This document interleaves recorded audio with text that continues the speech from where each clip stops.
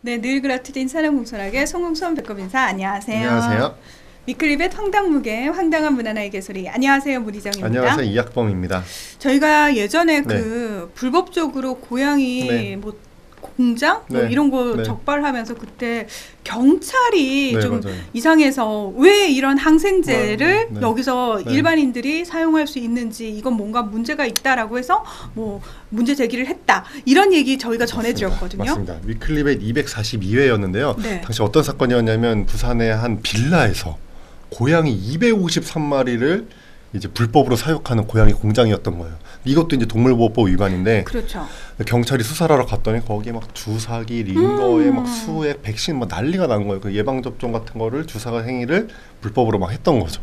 그래서 이제 경찰이 너무 어이없어가지고 이 담당 부처가 이제 농림축산식품부니까 어떤 건의문을 보냈냐면은 백신 등 반려동물에 대한 무자격 진료 행위 위험성이 큰 의약품 판매는 좀 제한을 하고.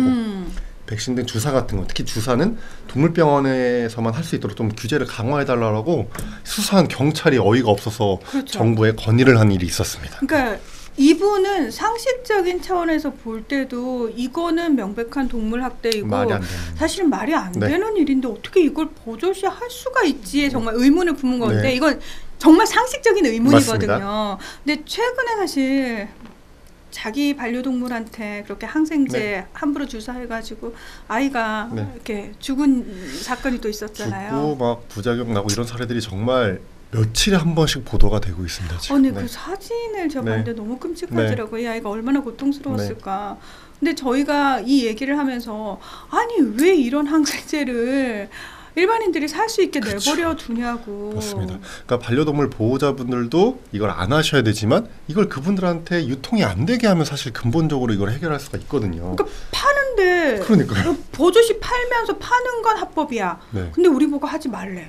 이상하죠. 이상한 거죠. 그렇죠. 그러니까 보호자분들도 자기도 모르게 이제 불법 행위를 할 수 있기 때문에 이제 유통을 막는 게 중요한데요. 맞습니다. 그런 제도가 바로 수의사 처방제입니다. 그래서 위험성이 큰 동물용 의약품 같은 경우에는 그냥 바로 살 수 있는 게 아니라 수의사가 그 동물을 진료한 다음에 처방전을 끊어야지만 살 수 있도록 하는 제도가 있는데 수의사 처방 대상 약품이 사실 비율이 되게 적어요.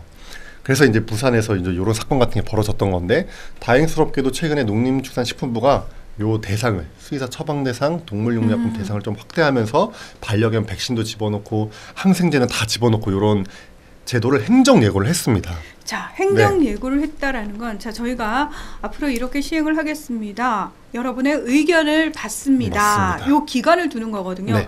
근데 문제는 항상 이 문제 터지면은 나오는 게 뭐냐면 뭐 너네 수의사만 좋은 일 하겠다는 거냐, 독점하겠다는 거냐, 비싸게 팔겠다는 거냐, 이익을 챙기겠다는 거냐 이러면서 꼭 난리가 나서 막는 세력들이 있다는 거죠. 이제 이것도 이제 이익에 관련된 문제니까 그걸 이제 판매하는 분들 입장에서는 이제 자기 이익이 걸려 있으니까 반대를 하시는데요. 그래서 저는 요 방송을 보시는 분들 중에 그리고 이런 동물학대 사건에 대해서 안타까움을 느끼시는 분들은 요 행정 예고에 대해서 좀 관심을 갖고 찬성 의견을 좀 많이 보내주셨으면 좋겠어요. 지금 이미 반대하시는 쪽에서 의견을 엄청 많이 올려서 사실은 이 행정 예고가 발령이 못 되도록 지금 막고 있는 상황이거든요. 그래서 상식적인 차원에서 우리 동물을 정말로 사랑하시는 분들은 이거 좀 시행이 될 필요가 있다라는 의견을 좀 많이 내주셨으면 좋겠어요.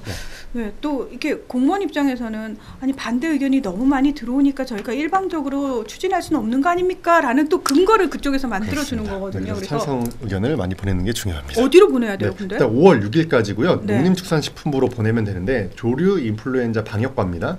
근데 여기 우편으로도 보낼 수 있고 팩스나 이메일로도 보낼 수 있는데요. 어디서 이 정보를 확인할 수 있냐면 농식품부 홈페이지에 들어가면은 입법 행정예고 게시판이 있어요. 거기에 동물용 의약품 지정에 관한 규정 글이 있는데요. 그걸 보시고 그 방법대로 찬성 의견을 보내주시면 됩니다. 저희가 늘 얘기하죠. 우리 동물은 우리 사람으로 치면 신생아와 같습니다. 신생아 진료 사람이 함부로 하는 거 아니고 항상 의사 선생님한테 맡기잖아요. 자, 진료는 의사에게, 동물 진료는 수의사에게. 이건 상식적인 얘기입니다. 오늘 위클립에서는 여기서 마무리하겠습니다. 함께해 주셔서 고맙습니다. 감사합니다.